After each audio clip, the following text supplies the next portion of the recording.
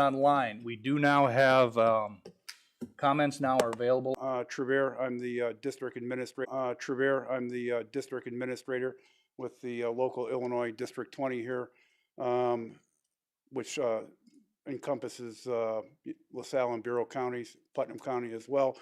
The gentleman with me is Rob Rupert. He's one of my ADA's, Assistant District Administrators. I've been here before on numerous occasions. This is our 39th year of hosting the Senior Regional Baseball Tournament here at Washington Park. The City of Peru has always been a great partner of ours and provided us with financial donations in the past. I am looking for that, if I may. In the past, it's been $5,000. I can guarantee you that all that money, every dime that goes right back in the City of Peru, right back to the motels. So that's what we do with it. So we have umpires that come in, we pay for the umpires' rooms, and it takes up pretty much all that money. So it goes right back to the city. So you know, next year is going to be the big year. It'll be the 40th. We are the oldest running tournament in Little League baseball history right now. So that's pretty cool. So I don't see us giving it up anytime soon. So so thank you for your time. If there's any questions, I would answer them. Or Tim, I had one quick question. Yep. Going off of what you just said, and given that you have a whole year to do this, and knowing that Mr. Rupert has nothing else going on in his life, you guys going to try to plan something bigger for the 40th? For the 40th, yes. I mean, we had it. We had a plan for the 35th. COVID, so it shut everything down. So we are planning on something for the 40th, much bigger. Yes. The only thing I would ask you is, if it's something that you're going to want a little more help from the city, if you could just come to us a little earlier to make sure that it's something we talk about within our budget frames, if it's more than what we normally do. Okay.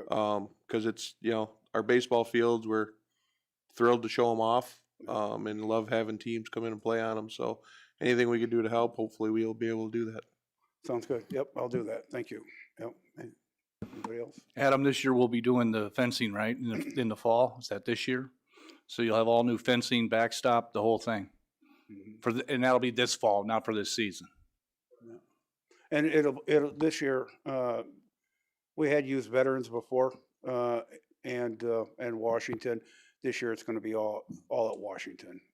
Veterans will be a backup just in case, but hopefully we don't get no rain. So yeah, that was my next question. That everything's going to be played right here in Peru, right? Correct. Yes, sir. Right. Yes, sir. Anybody else have any questions? I appreciate you coming in. Thank you, guys. Appreciate you. Thank you. We have another presentation from Carrie Miller to recap of the TBM Avengers show that was held about 4 weeks ago.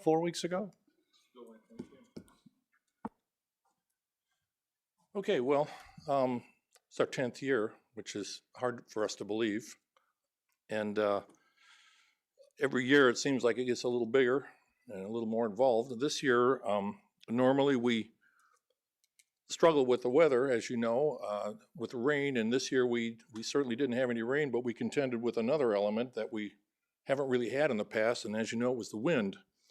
And it forced a couple of cancellations of some of our signature events at the air show, one of which obviously was the fireworks.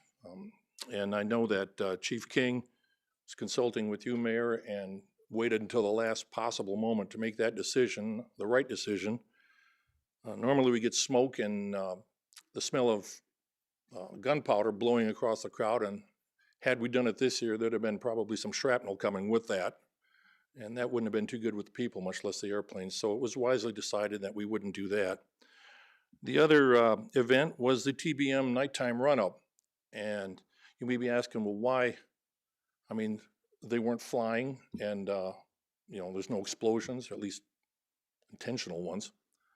But so why would we cancel that? Well, with those types of winds coming across the back end of the airplanes through their aerodynamics do one of two things. They'll either naturally spin and rotate into the wind, or if their wheels are locked, or braked or chocked, they could flip. Now, the TBMs are quite heavy, so that really wasn't a concern. But one other thing that is a big concern is the control surfaces of the airplanes. That's the elevators and the ailerons and the flaps. They all move freely. And if they're not locked, the wind could damage those. And in fact, I think, Jim, we had one TBM, I think that actually did have a little bit of damage to one of their control surfaces. So the decision was made to spin the airplanes around and point them towards Delzell. Well, once we did that, it kind of took away the ability to see the event, you know. That had to be canceled. And along with the 30-mile-an-hour winds, 10 TBMs, you know, running engines at full throttle, the prop wash would have, I mean, there'd have been, you know, hats and caps and toupees flying all the way to LaSalle if we'd have done that. So we canceled that. Now, so that was the vinegar part. The sugar part is we got to fly. We put a lot of airplanes in the air. The Titan team did their usual spectacular air show.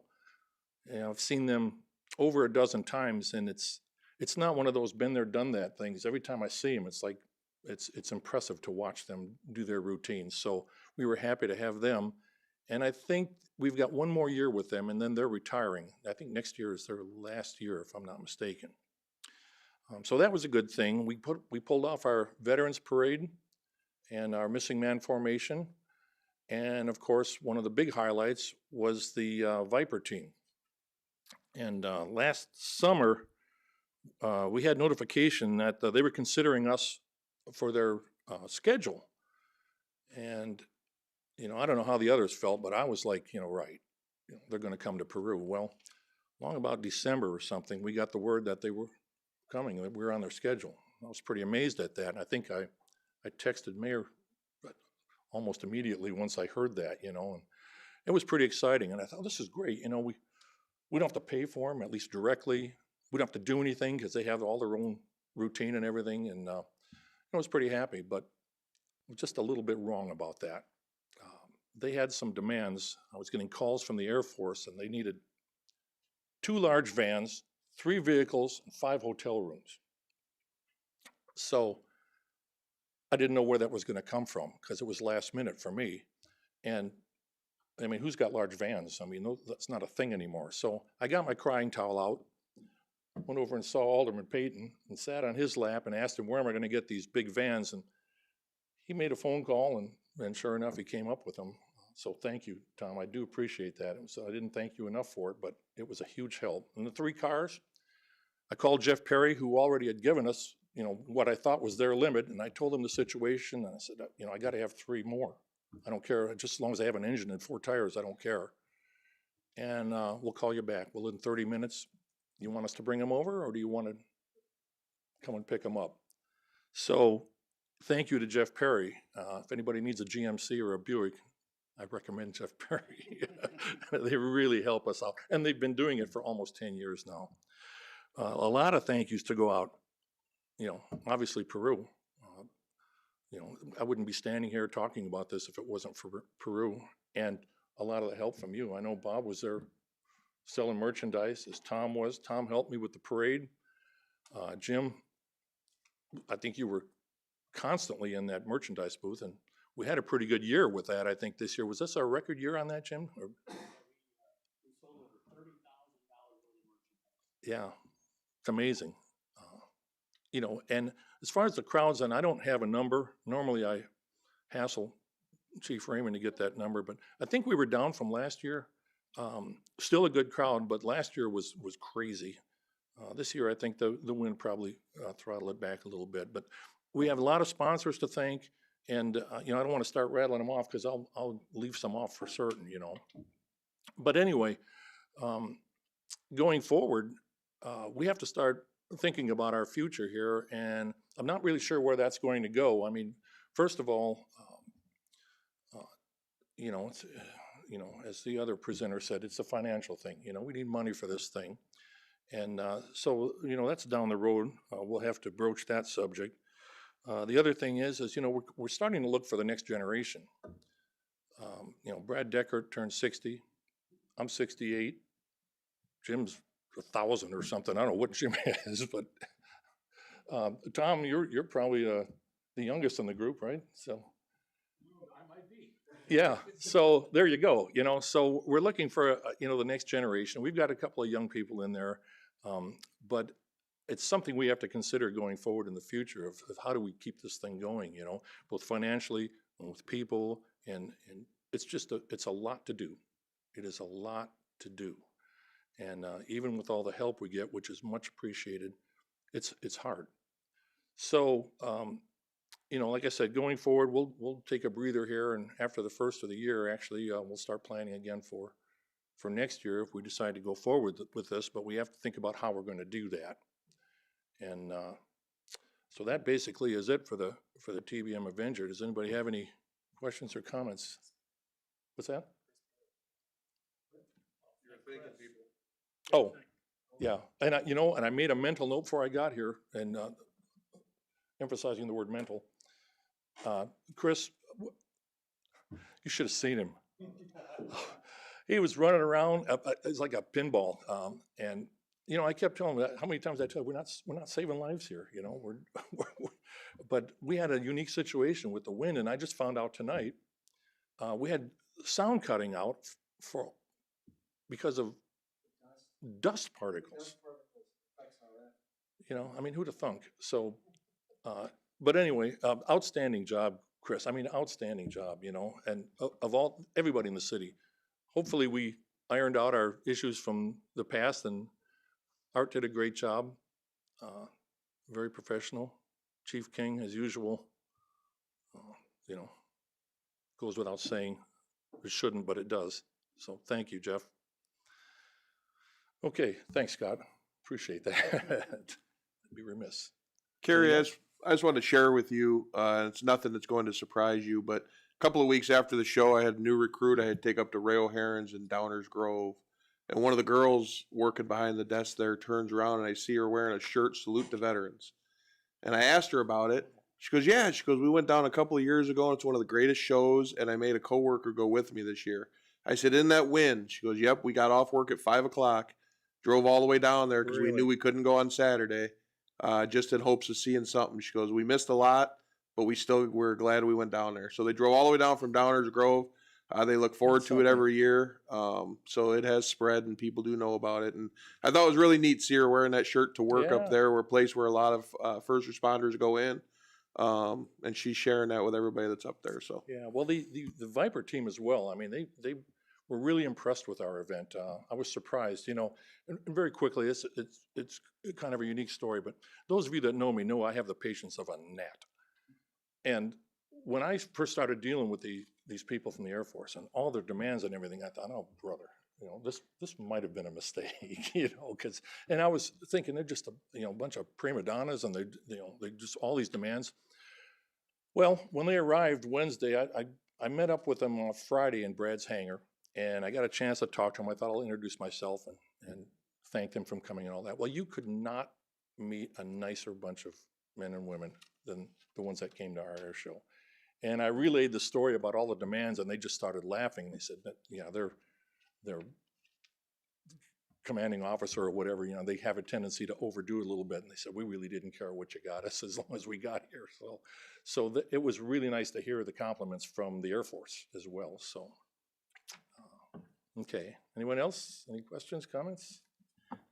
I don't want to put you on the spot, but the pilots that crashed in Indiana, they're okay? I haven't heard any updates on that. They're okay. They had an engine seize up right before they touched down, and they landed a little short of the runway, and their gear was down, so the gear went in and flipped them over. But and I've heard that the airplane, as bad as it looked, will be repaired. So. Yeah, they pull them out of the bottom of Lake Michigan, so if they can do that, they can fix that airplane, But yeah, they're fine there. So. Well, I'd like to thank, obviously, Jeff and his team. I know they put a lot of work in out there. Sarah and her team, security, was just absolutely phenomenal. Eric Carls and JT made sure that road got opened up. What was the asphalt company that did that, Eric? That was amazing. Advanced Asphalt. Advanced. They stepped up for us out there. Yeah. We appreciate that. Yeah, and of course you and your team. Well, thank you, Mayor. Because like Wednesday before the air show, it was dirt, I thought there's just no way, but somehow. Eric pushed them pretty hard and Yeah. asphalt stepped up. All credit goes to those guys, Yeah. Jason and Rod and their whole team out there. I mean, they worked really hard to make that happen, so appreciate that out of them. There's a lot of issues actually with the parking and this stuff this year. Seems to be everything moved out really well. One question I have, did we get any complaints about the jet noise? That's what I was kind of wondering. Lots? A few scared people. Oh, yeah. What, the jet noise? The Viper team, I mean. It's an air show. It was supposed to. Well, that's what I thought, but I was just wondering how. Yeah, like you got the calls. Anything we can do to help, Sarah. Okay? Jim, you want to add anything? You gotta have No, something. I think Kerry pretty well covered it. I'd just like to thank Kerry for all of the work that he puts into this event. It's a big job, and he's headed it up for the last few years and has done a phenomenal job. And right after the air show, everybody's going to retire. That's kind of the theme. And after it goes a couple of months, they'll come around and they'll want to do it again. So hopefully everybody will be back. Right. Thank you, Jim. Got a good team. Appreciate that, Jim. Jim's my therapist when it comes to the air show. Thank you. Well, I anyway, appreciate thanks. you coming in. Yeah. Jeff Ballard, you shut that off. That's it for presentations. We can move on to minutes, financial reports, activity reports. Can I get a motion for the regular meeting minutes from June 2nd, 2025? Peru Police Department monthly report, May of 2025. Peru Volunteer Ambulance Service activity report for March of 2025. So moved, Your Honor. Second. Any discussion? All those signify by saying aye. All opposed, motion carried. We'll move on to committee reports. Chairman Payton.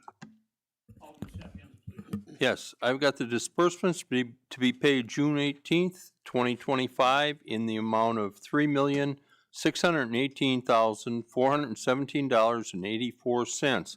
This is a revised number, and I believe Tracy will explain it if we can get a second.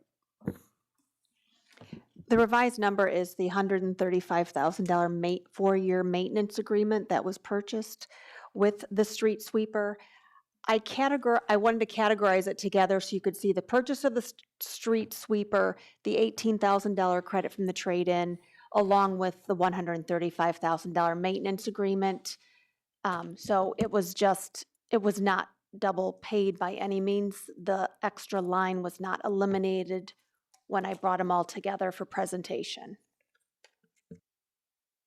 Thank you. We have a second? Second. I'll add a couple more things too, if there's discussion.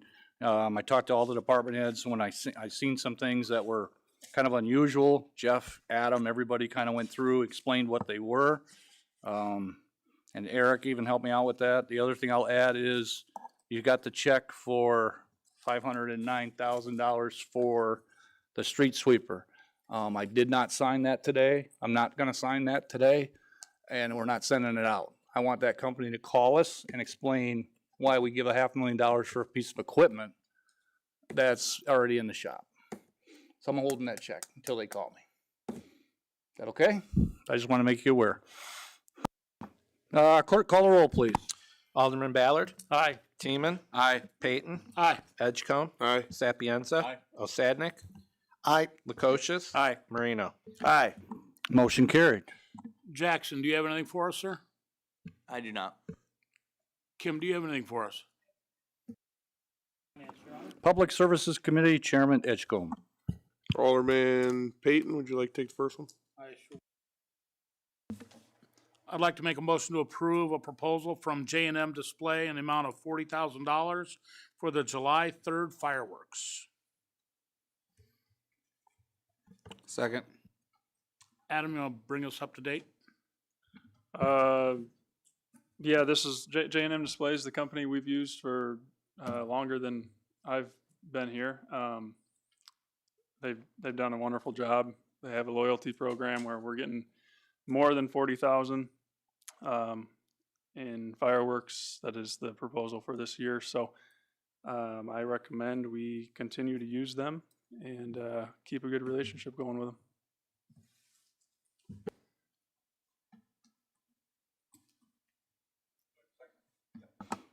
Any other discussion? Clerk, call the roll, please. Alderman Ballard. Aye. Teeman. Aye. Payton. Edgecombe. Aye. Sapienza. Osadnik. Aye. Lukosius. Aye. Marino. Aye. Motion carried. Your Honor, I'd like to make a motion to approve the hire and replacement for a patrol position. I'll second. Any discussion? Clerk, call the roll, please. Alderman Ballard. Aye. Teeman. Aye. Payton. Aye. Edgecombe. Aye. Sapienza. Aye. Osadnik. Aye. Lukosius. Aye. Marino. Motion carried.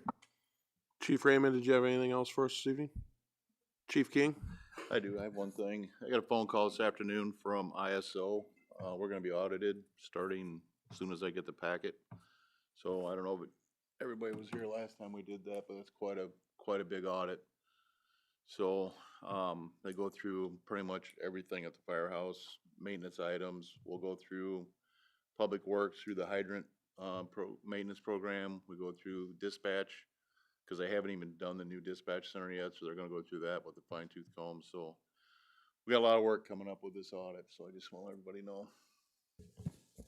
Thank you. And also Clerk Myrtle, have we figured out anything on the SAFER grant with your being on that yet? No, when I looked last time, it was not approved yet. From the last communication, I think Steph said we were gonna make a phone call. Have we been able to reach out to somebody and ask them what the holdup is? I know that's closing in quick. We'll call tomorrow morning. Thank you. Adam, did you have anything for us this evening?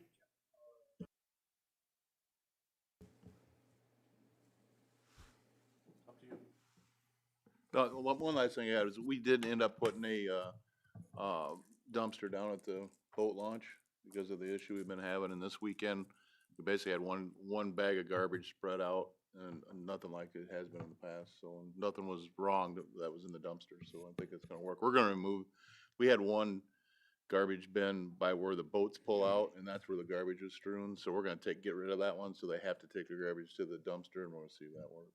So Okay. see what happens.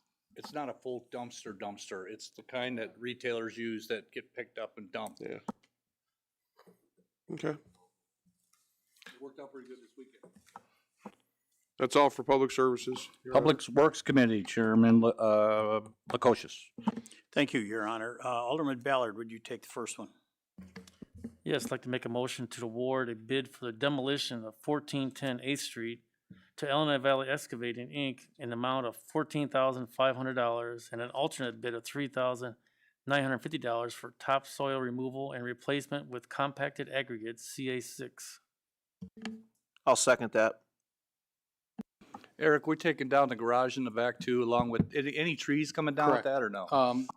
The site will clear most of the site, with the alternate bid. Reason being is creating kind of more of a laydown area for space for the Parks Department, because they're pretty jammed in there now, their current location. So, I would recommend awarding, both the low bid and the alternate bid from the low bidder. Any other discussion? Clerk, call a roll, please. Alderman Ballard. Aye. Teeman. Aye. Payton. Aye. Edgecombe. Aye. Sapienza. Aye. Osadnik. Aye. Lukosius. Aye. Marino. Aye. Motion carried. Next, Your Honor, I'd like to discuss and approve the purchase of a 60-foot aerial lift platform for $227,435 from Custom Truck One Source. Kevin, you want to give us an update on this? Yeah, this is a replacement for a 20-year-old truck. I mean, that's malfunctioning. Last year, I think we spent north of $25,000 to keep that truck running. And so this is a fleet replacement for it. And that's the best price we could find for a truck on that. It's more than 10% cheaper than the next competitor. What are we looking at as far as delivery dates? This one, I think, can be delivered towards the end of June or middle part of July. On this one. So it's pretty readily available. I mean, to give you an example, that bucket about a week and a half ago actually got stuck in the air. We had to do a midair rescue for the lineman that was in the bucket because the platform wouldn't move. And he was stuck some 40 foot in the air. So I laugh now, but it wasn't funny at the time.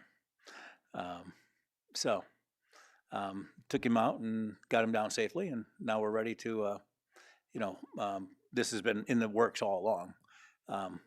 But this is the replacement for that truck. Okay, very good. I'll second that. Any other discussion? Clerk, call the roll, please. Alderman Ballard. Aye. Teeman. Aye. Payton. Aye. Edgecombe. Aye. Sapienza. Osadnik. Aye. Lukosius. Aye. Marino. Aye. Motion carried. Next, Your Honor, I'd like to discuss and approve the purchase of a skid steer loader with multiple attachments for $178,930. I'll second that. Any discussion, Kevin? Just one thing to point out, this is with Martin Equipment. This includes the high flow skid steer loader with a shredder attachment for the front for clearing right of ways and brush and small trees and things like that, as well as an auger attachment for, so when we get into those tight right of ways and tight areas where we can't necessarily get the digger derrick truck in, we can use the auger head on this. And there's another attachment for it where we'll actually be able to set poles with it as well. So it kind of helps it become kind of a mini digger derrick, if you will, for getting in those tight spots in areas where you can't necessarily get a large truck. Very good.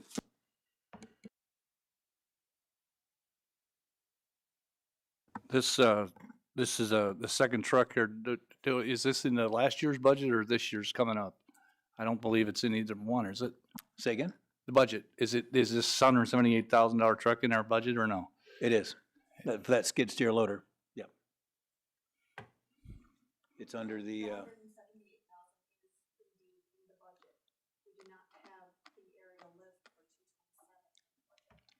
it's actually listed as 260 because there's additional things we have to add to it over and above the original purchase price. So we get this truck, we get it at a low price because we're taking a standard truck off the line.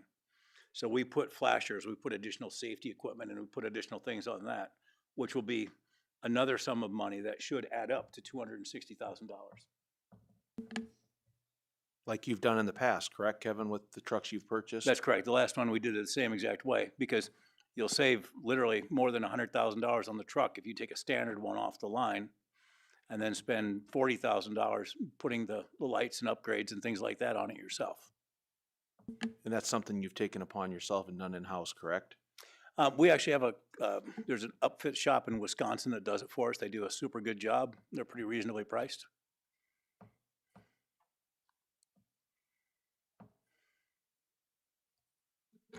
Any other discussion? Clerk, call the roll, please. Your Honor, Kevin, is it under 8800 on just under new equipment on the budget? That is correct. It's not? Okay.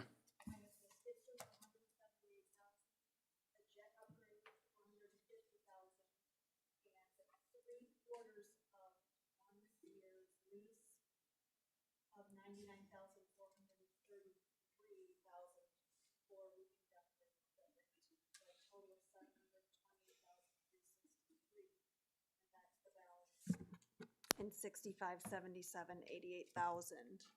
The first 178,930 that you mentioned is the skid steer loader that we're referring to here. I thought we were talking about the lift. The lift is under 88,400 new vehicles. Okay. Oh, okay. That's where I see the new vehicle. That.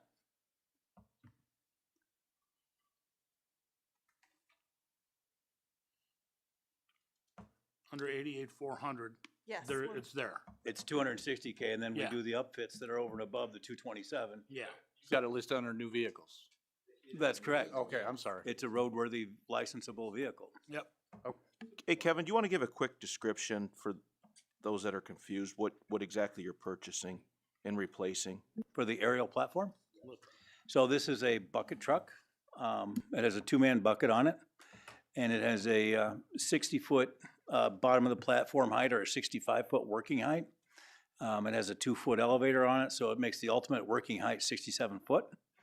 And this will make the second truck we have that has that kind of reach, which will allow us to work on our sub-transmission system more effectively, rather than only having one truck that can do that. Or you also get in the thing, if you look at like Plank Road widening, and you have this and you have a certain offset to get to the ditch and a distance to the poles, you also need that reach, to go over and above, because it's not just a straight reach, there's an articulating knuckle in there, and you have to work your way into these positions. So it's not just a linear shot, so to speak. And so this will handle, it's a material handler as well. So it can take transformers, it can hold wire. If you have to raise the conductor to clip it into a mechanical connector at the top of the pole or so forth, it has the capability to support all of that work and function. Thank you. And it's insulated to 69,000 volts. Yeah, you've been talking about this one for a while now. This basically, like you said, it's gonna save the city in the long run about $100,000. Well, yeah, and it's also, I think, with the track record that the last truck has established over the last year, it kind of goes into the unreliable category. And it's a frightening event to have someone stuck in the air in a truck that won't move. We have a second on this is on the skid. Okay, we do have a second. We're voting on the skid one. Clerk, call a roll, please. Alderman Ballard. Abstain. Teeman. Aye. Payton. Aye. Edgecombe. Aye. Sapienza. Osadnik. Aye. Lukosius. Aye. Marino. Aye. Motion carried. Thank you, Kevin. I appreciate the detail.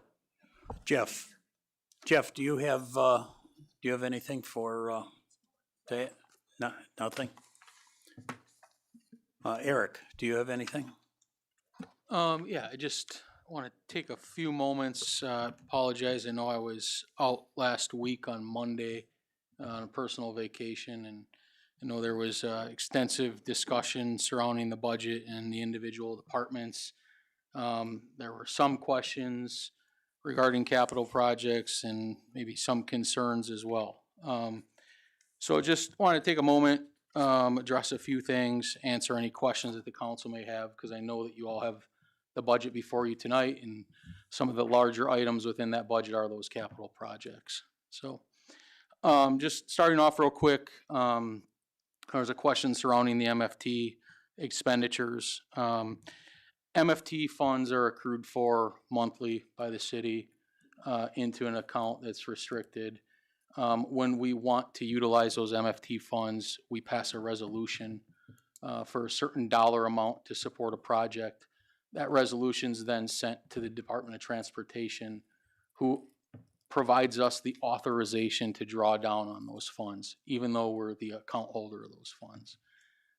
Typically, we build those funds up to a level where we can do a larger maintenance project. Some municipalities might use MFT funds for paying for road salt or employees' wages or things. We typically use it strictly for a larger maintenance projects, which is generally resurfacing projects. Bit of uniqueness with our last resolutions with MFT funds was the Route 6 resurfacing project that came up. As part of that project, the city of Peru was responsible for the resurfacing of the parking lanes and some of the emergency vehicle equipment that was installed on the traffic signals at Peoria Street and West Street. It was a little bit shy of $200,000. Off the top of my head, I don't remember the exact figure, but around $180,000 was our portion. We did pass a resolution. We've received one invoice. We do have a small balance left to pay on that as they close the project out.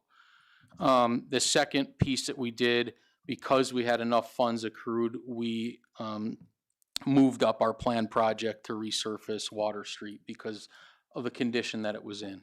So we passed another resolution. We put a project out a year early than what we had originally planned and resurfaced Water Street, basically the east end to the city's east limit.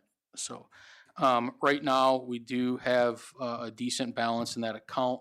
However, we have some larger road projects that are on the horizon that we are looking at and planning to potentially use that funding as some supplemental funding. Where we did that last time was when we reconstructed North Peoria Street. If you remember, when we built the roundabout, we utilized MFT funds to help supplement some of the local funds that were used for that project.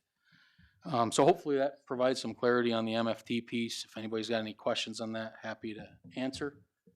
The second one, I know there's some comments surrounding the ITEP project. What I'll say about that is the ITEP project was applied for several years ago. We had the opportunity to look at a partnership project or a standalone project. The city felt like we had a very good application that was strong as a standalone project. So we seek the maximum funds, which was $3 million. We were fortunate and we received those maximum funds of $3 million. What was known is those funds were to be utilized for construction only. So which meant the city of Peru was responsible for design engineering, land acquisition, any utility relocates, and design engineering. That had been presented all through the process to city council and everybody as we moved through our joint agreements with the state to approve accepting the grant funds, and then also our resolutions allocating money for that project. This is one of those projects where we identified hotel motel tax money as the supporting local funds for that project. We passed resolutions that went to the DOT representing that we had those funds.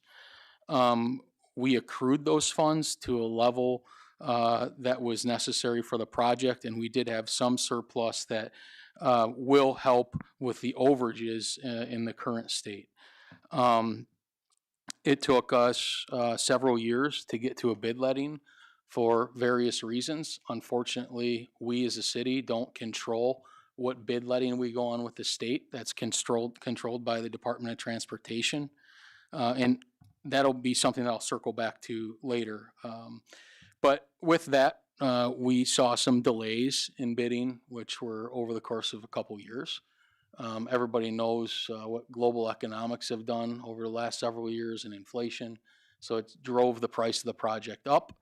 And we also unfortunately only had one bidder for this project. That was presented to the city council. We presented the fact that we're going to seek out some value engineering to hopefully reduce the cost of that construction. And we are working through that process currently with the Department of Transportation and the contractor. In addition to that, following the award concurrence that the city council provided to the Department of Transportation, I immediately engaged in some talks with the Department of Transportation at the local office and Springfield office to understand any potential grant opportunities that were out there to help supplement the project overages. What I'm happy to report is we did find an opportunity. We did submit to support those overages. However, we don't know the results of that yet. They have not made any award announcements. So we're keeping our fingers crossed that we'll have additional funds from the state to help support those project overages. It's an important project. It's a quality of life project. One thing I'll say about that project is I realize some people may comment about the cost, but it's hard to put cost on safety. We've had fatalities on bikes in the city of Peru. We've had fatalities on this very route that this path will be installed on. So providing a safe route for connectivity for people who are visiting Peru or children within the city that want to move from one park to the other, school, or even healthcare facilities, I think is very important. And it's why the grant application that we put together was so strong and funded at the maximum level.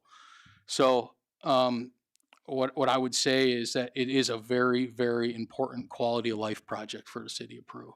And we are going to do everything that we can in my department to help keep that project on track and hopefully find additional funding to make sure that it reduces our impact on city funds. Some of the FY25 projects that were budgeted for, one was the ITEP one that we just spoke about. One was Plank Road Phase 1. Two others on the utility side were the water tower painting project and the North Trunk sewer line. I realize that there are some concerns with the level of reduction in our year-end budget adjustment and maybe some concerns that the auditors may have. However, I don't know how this is avoidable from our end. As I said, all four of these projects were presented with delays that were outside the city's control, whether it was a letting date that was pushed or whether it was authorization from a funding agency to move forward. During the time of budgeting, we felt like the timing perspective and the correspondence with those various agencies was putting us on a track that we would recognize these projects in the last fiscal year. Unfortunately, that wasn't the case. Those four projects in total accounted for nearly $9 million of that reduction. So I think it's easily explainable. In addition to that, we have a larger expenditure in this year's FY26 capital projects because it's those very projects moving forward. We're not building another $10 million worth of capital projects. It is the same projects coming forward. In addition to that, we had some larger expenditures that were expected in FY25 that were somewhat of a surprise. One planned for, we were hopeful that we would move forward with the substation reconstruction. And then one that we had to switch gears very quickly on was the Route 6 water main. So give you some history on that real quick. From a planning perspective, in my department, we've always stayed ahead of what IDOT's doing on state routes in the city of Peru. What IDOT puts out is something referred to as the multi-year plan. It shows a 5-year look ahead of what they're planning. And I had always corresponded since I came to the city of Peru 11 years ago with IDOT to understand when they're going to resurface Route 6, because we know, and Chief King can attest to this, we had old aging water main that was very problematic to us. And we wanted to put together a project to replace that water main prior to them coming in and resurfacing the road again. They had resurfaced the road previously, maybe about 15 years ago. So we knew we were getting close. It was relayed to us that it didn't make the multi-year plan. And then the following year, I got a phone call and said, Erica, hey, I'm sorry to tell you, but the Route 6 resurfacing is now in the multi-year plan and it's all the way at the front. So we had to quickly plan. We went through several meetings with IDOT to try to minimize the impacts on the Route 6 projects, but afford us an opportunity to construct or reconstruct the water main. The original project reached all the way to Pike Street, but unfortunately, with the timeframes that we were allotted, we could only construct to West Street. And also, limiting factor on that was the cost. That project was estimated at around $5 million, which it was bid around $5 million. It isn't a normal project that we would be looking for. We'd be forecasting that much further down the road. Unfortunately, it was laid in our lap, and it's a big reason that project, coupled with the substation potential project, that we had worked and put a bond issuance within the FY25 project, because we knew if all those projects were to go, there was going to be a need to come before the city council and go for a bond issuance. Fortunately and unfortunately, some of the projects weren't constructed, and it looked like we had a large reduction in our FY25 budget. But the fortunate part of that is we didn't have to take the bond issuance in 25 to support any of those projects. I would also like to hit on, because I know there was some conversation surrounding, and let me back up, on that same topic. I know moving forward there was some concern about the level of expenditure within, I'll say it's the utility fund, for instance, about having $14 million in capital projects in that fund. We project our projects the best that we can. We can't predict those potential hurdles as it relates to outside agencies that have some control. So as we're planning and as we're moving toward our budget cycle each year and inputting these costs, we do it to the best of our ability from a planning perspective.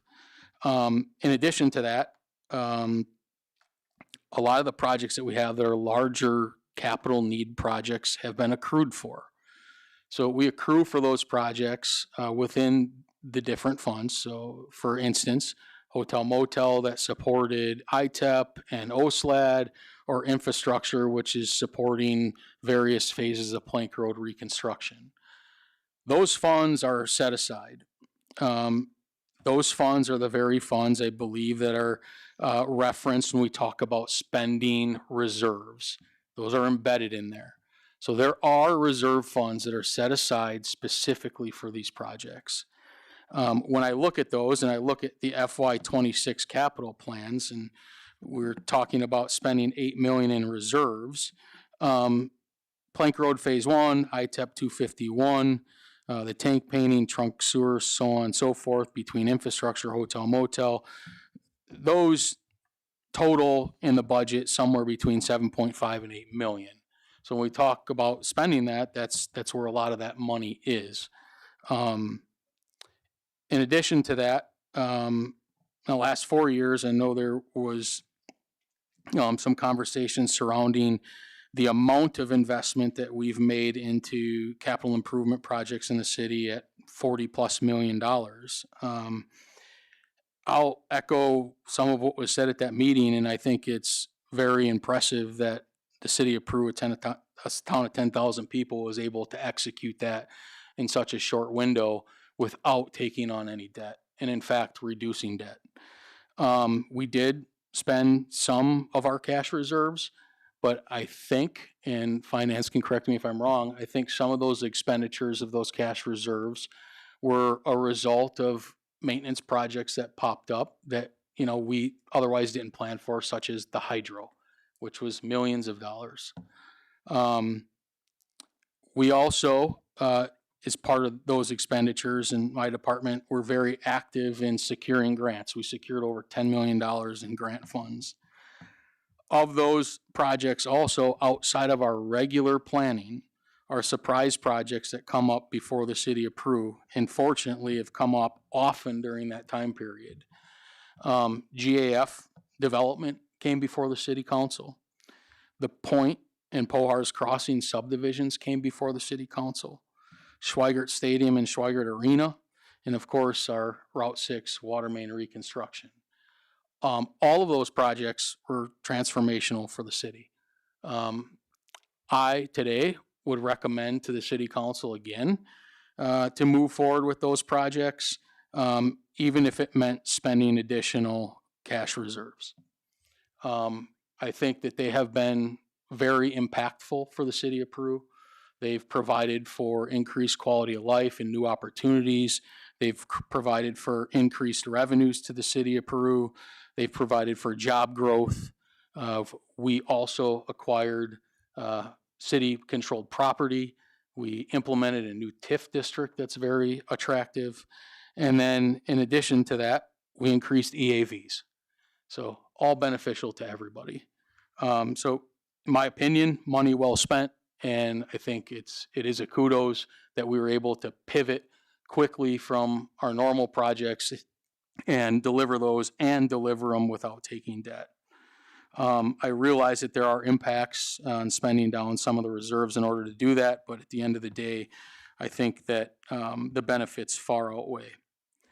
I know it was said at the meeting, and I'm unsure on how we're going to handle it, but I will plan to meet with each of the aldermen individually.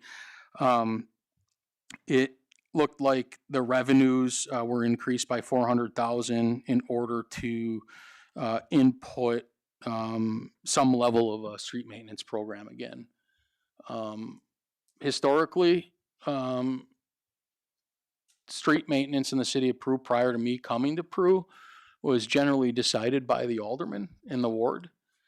We took a different approach to things when I came, very specific approach to planning and efficiencies and the identification of the needs Many of you are aware of the PASER program that we've put out, and we plan to put out again. Within that program, we outline a 5-year capital plan for maintenance improvements on the streets. And that's presented to City Council. I had represented at recent meetings this past year that the revised PASER program has been delayed because we had increased the level of funding to that program over the last couple of years, that we surpassed what we had identified in our 5-year capital plan. So what we're going to do is go back to the drawing board, but there needs to be further discussion, I believe, at the committee level first, with what's that program going to look like moving forward, so that we can properly plan the next 5-year capital cycle for street maintenance. I think, say, probably from a sustainability standpoint, I know that it was talked about not being able to sustain the level of investment to capital projects, and I understand the concerns there. However, for several years, I've presented to this city council and city councils before you a number of issues that we have and are facing across the city from an infrastructure standpoint. We presented opportunities to take bond issuances previously at low rates for certain projects. Many of those projects have not gone away, and they've only increased in cost. Most recently, this past winter, I presented a 10-year capital outlook for just the water and sewer fund, and that was to the tune of $250 million. Many of those projects are not wish list projects. They fall within buckets of mandated or necessary improvements from a maintenance perspective. So I understand there may not be a desire to maintain certain levels of capital improvements, but we may not have a choice. And when we discuss that and we plan for it strategically, inevitably, we're going to have many discussions surrounding about how those are funded. I think in closing, what I'll say for my department, since I came to the city of Peru, like I said, we've rewritten how we do business with certain capital projects. I talked about street maintenance program. We've done it with the sewer separations. We've been very successful in that. And it's all a result of detailed strategic planning that we do within the department. It's from project planning to implementation to the operations level. It's resulted in the city funds, local funds, grant funds that we receive being maximized for the return on the capital improvement that we get. I think that it is something that collectively we need to discuss and implement across the city as a whole, how that strategic planning is done and how we execute it. There are absolutely efficiencies that have been identified, I know, within my department over the years, and I'm certain can be identified across the city to help. I think our approach over the years has been to have a healthy balance between maintenance and growth projects for the city. I think that approach has proven to be successful so far. And I fear that if we dial back completely on capital projects, you risk becoming a community that's not progressive. And I think that a lot of our sustainability is built on, who we are from a retail perspective. We're very fortunate. I think that we need to do certain things to attract more business. We need to do things to attract more industry partners. And the attraction of those and the desire of those people to be here in the long run will offset these initial investments that we make into infrastructure to have them here. And I think that some of that has proven out in recent years with developments like Northern White Sand, GAF, and others that we've successfully negotiated development deals with. So I think overall, I just want to address any concerns that the council may have with what capital projects we project forward. I will say, at the end of the day, there is a process in place for every capital project that we present. And that process includes from inception to understanding what category it falls in. Is it mandatory? Is it maintenance? Is it growth? Is it a project that's presented to us that we were unaware of, such as a GAF? Once those are identified, it's brought before the city council, typically to either decide if it's going to be completed in-house or if we're going to enter into an engineering service agreement with a consultant to assist. Following that, the city council votes to send those projects to bid.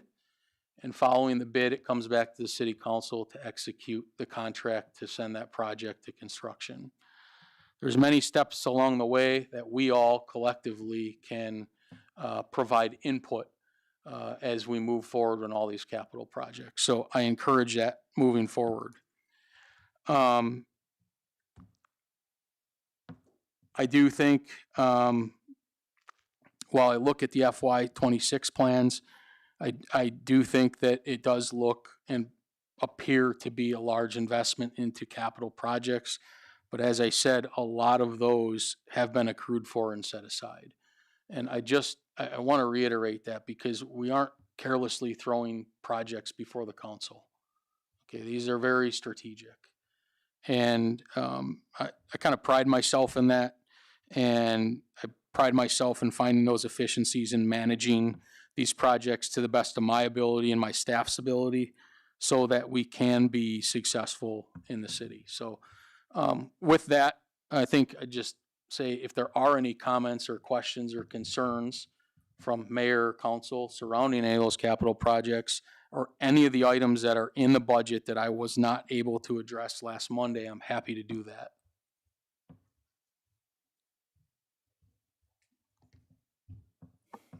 Anyone? Anybody got any questions? None? I'd like to thank you for that update, Eric. And, you know, we'll start next Monday at the committee level to implement some of the ideas that you have and at least bring it before the council to open a discussion.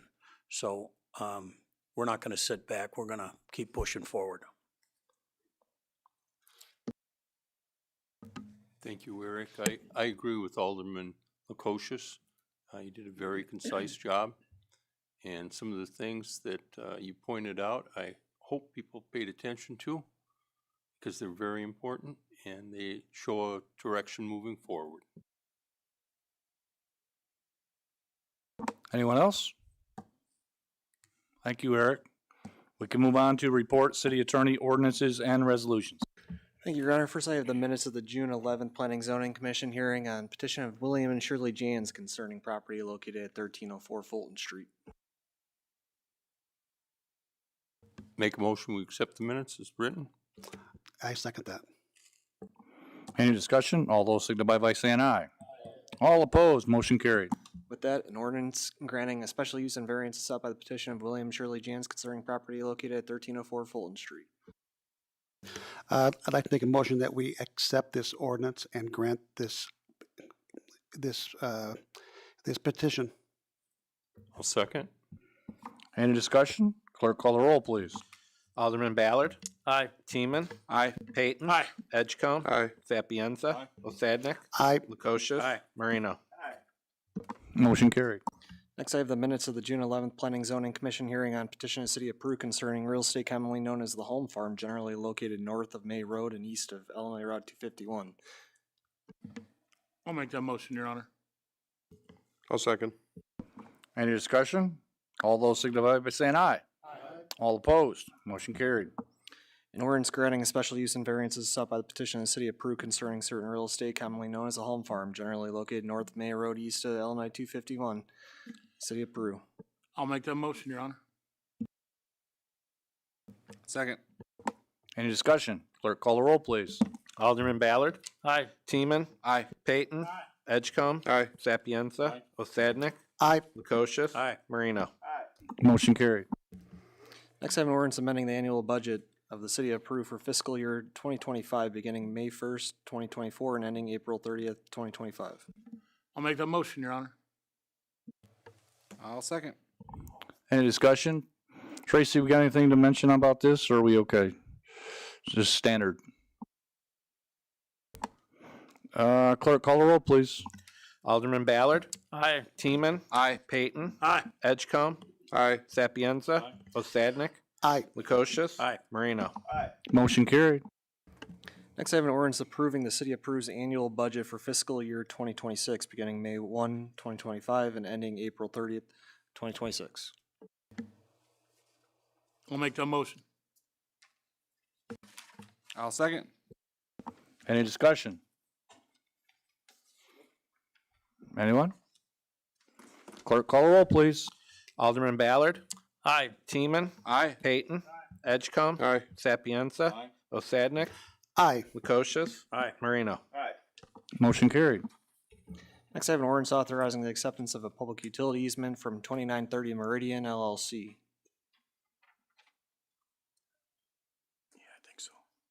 I'll make that motion. I'll second it. Any discussion? Clerk, call the roll, please. Alderman Ballard. Aye. Teeman. Aye. Payton. Aye. Edgecombe. Aye. Sapienza. Osadnik. Aye. Lukosius. Aye. Marino. Aye. Motion carried. Next, I have an ordinance authorizing the acceptance of a public utility easement from David J. Sickley as trustee of the David J. Sickley Trust. I'll make that motion. I'll second it. Any discussion? Clerk, call the roll, please. I'll just note that Oh, I'm both sorry. of these public utility easements is relating to the Dalzell IGA agreements, and both have been provided without compensation.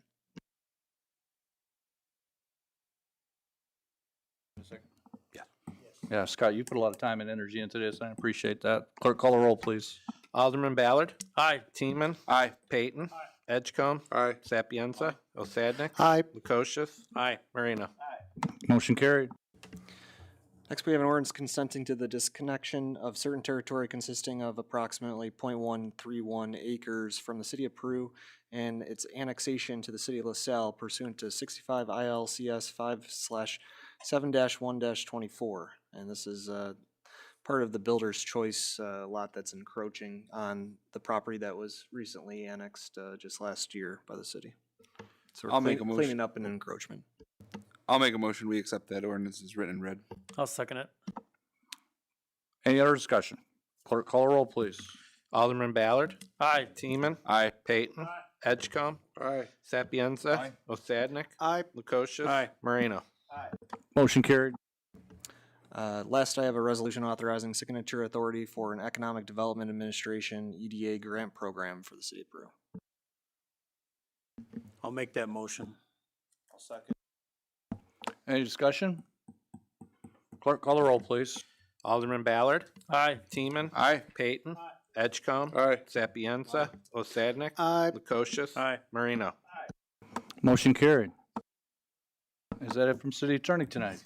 Yeah, just one more thing. I want to acknowledge and commend Clerk Myrtle for stepping into Bartley's shoes, big shoes to fill, and he's been doing a great job. Well, thank you. That's all.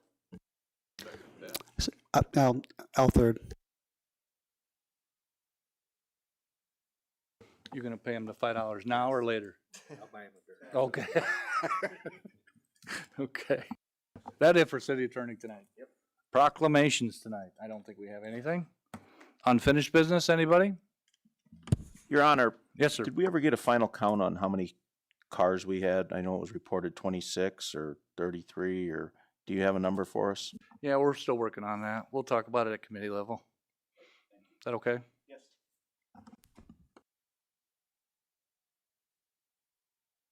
Anybody else with unfinished? New business. I need a motion to appoint Chris Vasky to the Board of Fire and Police Commissioners, please. So move. Second. Any discussion?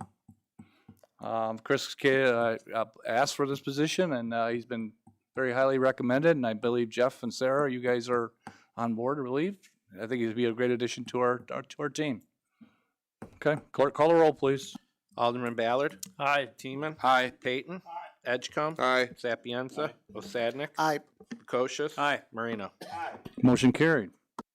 Anything else on our new business, anybody? Petitions and communications. Clerk. Yes, Your Honor, we have communication from Chuck Studer requesting permission to close off 26th Street from Marquette Road to Prospect Street from 2 p.m. to 10 p.m. on July 12th for a neighborhood block party. I'll make that motion. Second. He's done this in the past, correct? All the time? Jeff, Sarah, you guys will coordinate it? Clerk, call a roll, please. Alderman Ballard. Aye. Teeman. Aye. Payton. Edgecombe. Aye. Sapienza. Aye. Osadnik. Aye. Lukosius. Aye. Marino. Motion carried. Next, Your Honor, we have communication from Mary Noonan to close 5th Street adjacent to Luz Grotto for a Dreamwave Wrestling event on July 12th from 4 p.m. to 7 p.m. I'll second it. Any discussion? Jim Yes. kind of been talking, or Bob, you've been working on this? So I took the liberty of reaching out to JP Ramirez. He's the proprietor of the gym that's right there. And he said that he hasn't spoken to Mary directly, but he said that he's perfectly fine with this as long as his customers are able to access the gym parking lot. I know we talked about possibly having barricades at 5th and Harrison. But as long as people can go around them and still use the gym until they're closed, he's perfectly fine with it. Yeah, supposedly it's only gonna be a partial closure of the street, so there should be some traffic allowed through. And this thing is from 4 to 7. It shouldn't be a noise factor. I mean, are they having any outdoor beer garden or anything with this? I don't know. I don't know all of the details. I know there's gonna be a singer, guitar player type thing, but no big band or anything, so. 4 to 7. Yeah. Yeah, I'd imagine that it might be relatively loud during the show, both fans, but also the announcers and whatnot. But I know the last time they did this, everybody went inside to get food, went inside to get drinks. So I can't say for sure, but that's what they did 2 years ago when they did it. Can we request them to make sure that like the audio and all that goes west, right? Yeah, I don't know that they're gonna have a type of a music stage that they've had in the past. I don't know. I've never attended one of these Dreamwave wrestling things, so I don't know exactly what it is. Yeah, basically the only noise other than the crowd is the walkout music. So it's 5 minutes worth of music and then 15 minutes worth of show and then 5 minutes worth of music. So it's not excessive noise. Bob, they've done this We'll just place the before, barricades correct? up. Oops, I'm sorry. Chief, they've done this in the past, correct? Yeah, what we'll do is we'll just throw the barricades out there on Friday and then they can set them up where they need them for Saturday. That's what we do. Like Wood Chucks will do the same thing. We'll put them on the end of the blocks and they'll set them up and take them down when they're done. And this is the same outfit that we're gonna have at the Taste, correct? Correct. And yeah, we'll get to see storyline wise what's going to happen at the Taste by the show on the I asked for details on Saturday night and they wouldn't give me any, so we'll see. Okay. I mean, just as long as it's not going into the wee hours of the morning, stuff like that, and it's not going to be that intrusive to the neighborhood, I'm on board. So we got a second. This one is all in favor, say aye. Aye. All opposed, motion carried. Next, Your Honor, we have communication from Illinois Valley Food Pantry seeking a text amendment special use variance for the property located at 4133 Progress Boulevard. I'll make that motion, Your Honor. I'll second. Any discussion? The Ivy Food Pantry did reach out to me. They would like to come in next council meeting and do a little presentation, kind of a welcoming, get to know each other kind of a thing. So with that said, all those signify by saying aye. Aye. All opposed, motion carried. That's all, Your Honor. Okay, moving on to mayor notes. I'd like to thank the Boy Scouts and the Peru veterans. On Saturday, we had a really nice ceremony for the flag burning and stuff. It was very, Boy Scouts and the Peru vets do a great job with that. And then I believe Tuesday night, Adam and Sarah and Jeff, we believe we have first responder night, correct? tomorrow night. So that should be CSO. CSO will be supplying the food and everything for the first responder. Weather, I think, looks pretty good. I didn't check it. Anybody? Later in the night, just like today was. Yeah, it's one of the biggest draw events that we have. It's a big night. Blake heads up a lot of this. He takes care of a lot of it. He does the whole thing. Yeah, he organizes the whole thing. Okay. Every year, it's a His great show. event. Yeah, he does a great job. Okay. That's all I really have. Anybody else have anything they want to add? Go ahead, Chief. I have something on Wednesday, June 18th from 4 to 7. Stone Jug was nice enough to do a fundraiser for us for our juvenile police academy. So for $20, you get a chance to win 500, and it includes a dinner with 2 sides. So if anybody wants a ticket, let me know. We do. We do. On ours, we have on there. And Stone Jug's been promoting it. It's Wednesday. Yeah. I've been busy. You can also carry out. Sounds like a great event. Public comment in-house. Public comment on YouTube. No, Your Honor, but we did have 86 views tonight, which is a record since I've been here. 86 views. 86. No public comment. Nothing that shows. Okay. I don't even want to say it, but we need a 5-minute closed session. Everybody's dismissed except for Alderman Scott and Jamie and Eric. Purchase of property.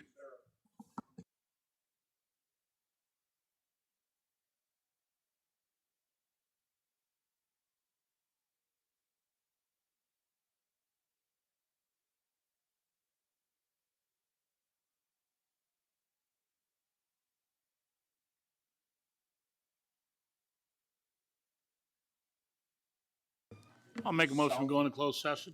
To the south of his house. Dave lives at. Bob will second. Calhoun. He said Andrew owns the house next to him. Huh? It's infested. He says.